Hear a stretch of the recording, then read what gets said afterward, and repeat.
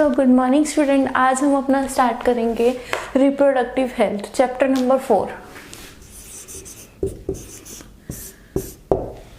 तो हमें इस चैप्टर में सबसे पहले पता होना चाहिए कि रिप्रोडक्टिव हेल्थ होती क्या है। देखो रिप्रोडक्टिव हेल्थ क्या होती है, मैं इंग्लिश में डेफिनेशन लिख रही हूँ, ठीक है। इट इज वेल बीइंग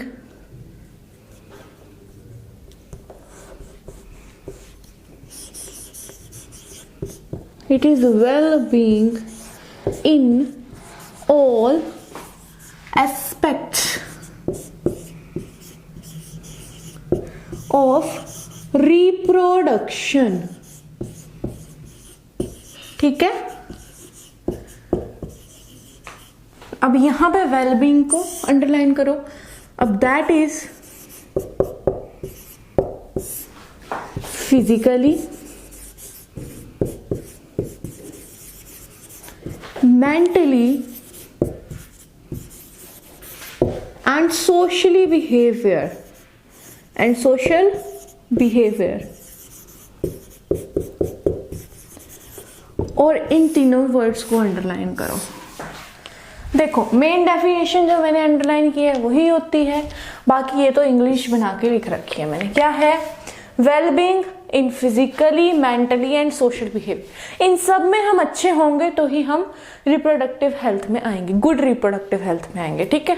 अब देखो 1951 में, डेट याद होनी चाहिए, 1951 में एक प्रोग्राम स्टार्ट किया था RCH ने,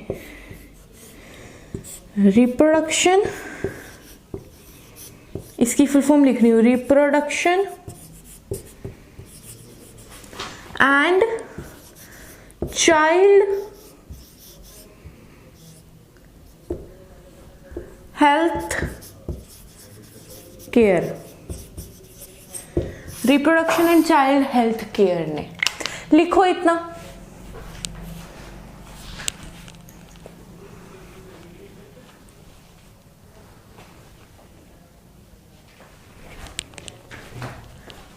ठीक है, लिख लिया इतना। अब मैं इसे रब कर रही हूँ। अब हम आगे चलेंगे।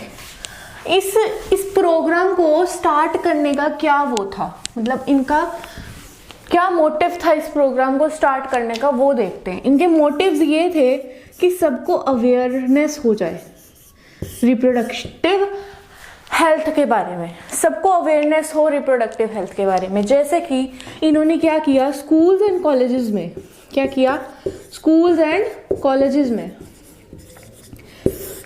प्रोग्राम्स कराए, रिप्रोडक्टिव हेल्थ के बारे में बच्चों को बताया, ठीक है, पहला। दूसरा इन्होंने क्या किया, एक तो इन्होंने स्कूल्स एंड कॉलेजेस में क्या करा, रिप्रोडक्टिव हेल्थ के प्रोग्राम्स चलाए, ठीक है, ये बात समझ आती है आपको। दूसरा इन्होंने सबको अवेयर किया, कैसे, ऑडियो के, पहले ऑडियो रेडियो होता था ना, पहले हमारा ऑडियो विजुअल करके करा, मतलब रेडियो के दौरान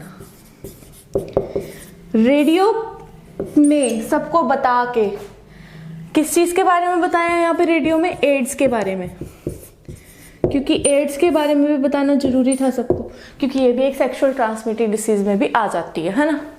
तो इन सब के बारे में ये इसका मोटिव था मेन। इसने बताया, कुछ फैसिलिटीज प्रोवाइड करी इन्होंने, है ना। इन्होंने स्लोगन चलाए।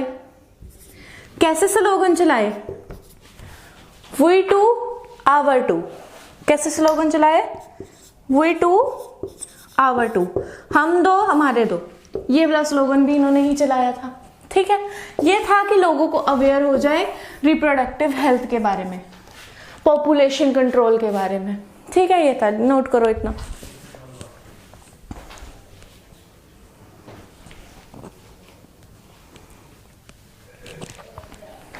हो गया होगा।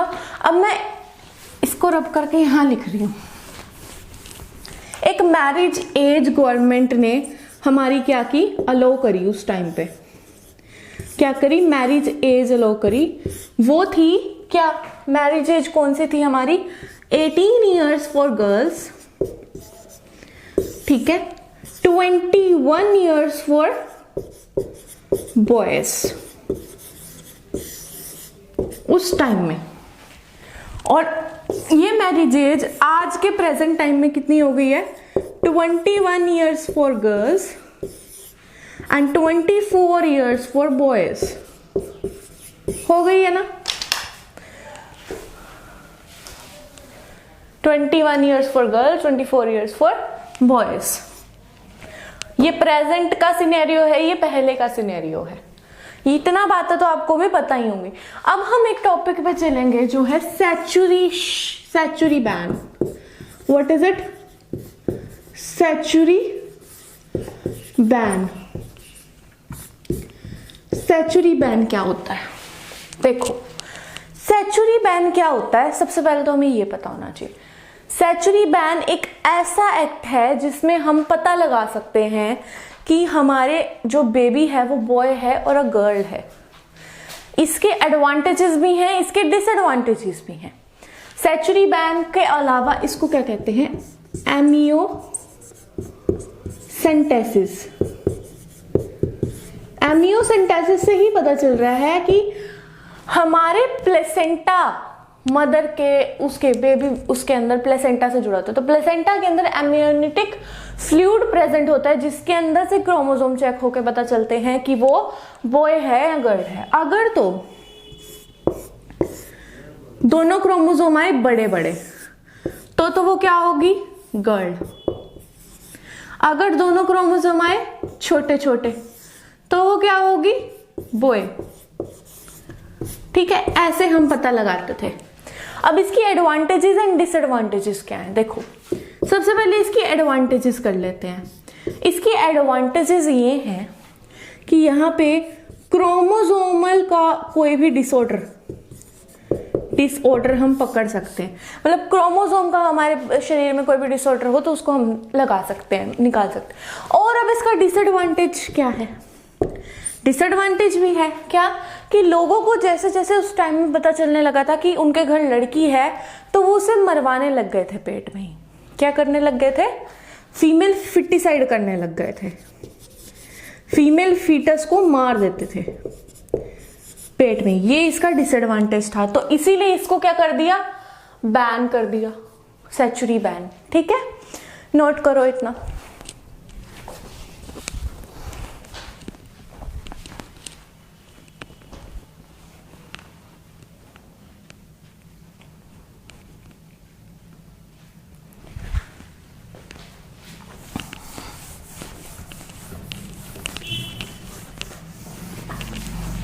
ये यहीं लिखा हुआ है, ये रब कर रही हूं।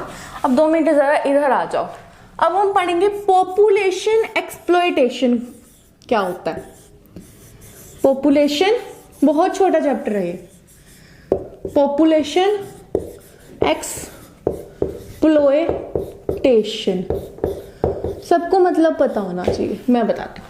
पॉपुलेशन मतलब हमारी जनसंख्या, एक्सप्लॉयटेशन मतलब बढ़ रही है। किस तरह से बढ़ रही है वो दे रखे हैं। देखो, जैसे इंडिया में, यहां हम इंडिया का सिनेरियो लिखेंगे एंड यहां हम वर्ल्ड का सिनेरियो लिखेंगे। ठीक है, इंडिया में 1947 में एक बार सिनेरियो हुआ था, यहां पे हुआ था 1990 में। ठीक है, इंडिया में 1947 में सिनेरियो हुआ था सबसे पहला।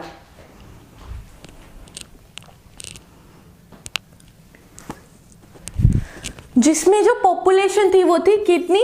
350 मिलियन। 350 कितनी थी? मिलियंस। मतलब इतनी पॉपुलेशन थी उस टाइम पे। किस टाइम पे? 1947 के टाइम पे। अब ये तो पहला स्टेज हो गया ना हमारा, 1947 पे इतने थी।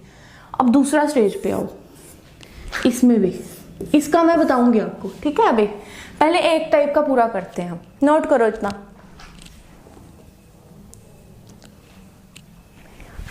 अब फिर यहां पे हुई 2000 में। कितनी हुई उस टाइम? हमारे पास आई 1 बिलियन। 1 बिलियन।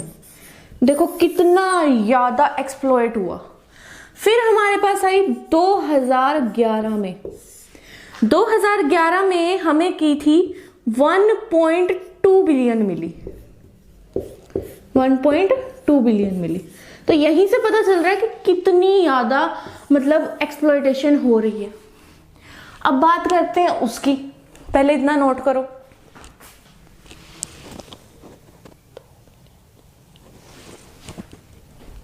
देखो इसमें वर्ल्ड में कितनी थी, 2 बिलियन। इस ईयर में कितनी थी, 2 बिलियन। फिर 2000 में उन्होंने की तो कितनी हो गई, 6 बिलियन। कितनी हो गई, 6 बिलियन। फिर 2011 में की तो उन्होंने कितनी हो गई, 7.2 बिलियन।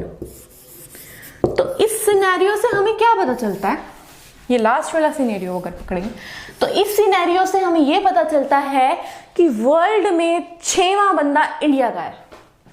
कितनी ज्यादा पॉपुलेशन है इंडिया की, वर्ल्ड में 6वां बंदा कौन सा है, इंडिया का है। ठीक है, नोट डाउन करो।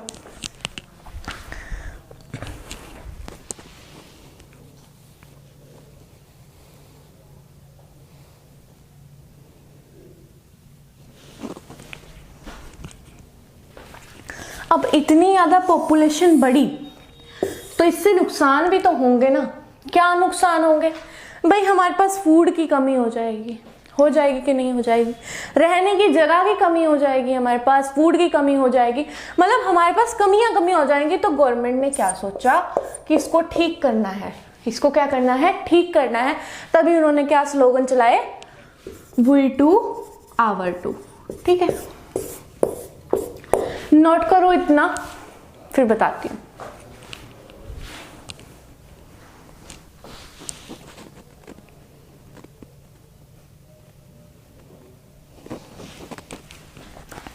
अब देखो हो क्या रहा था हमारे इंडिया में, कितनी लैंड है टोटल, 2.4% लैंड है। कितनी है, 2.4% लैंड है। उस पर कितने बंदे हैं, 17.4% बंदे रह रहे हैं उस पर। खुद सोच लो कितना डिफरेंस है और कैसे रह रहे हैं। But this is a main scenario. तो इसी चीज को कम करने के लिए उन्होंने ये स्लोगन चलाया।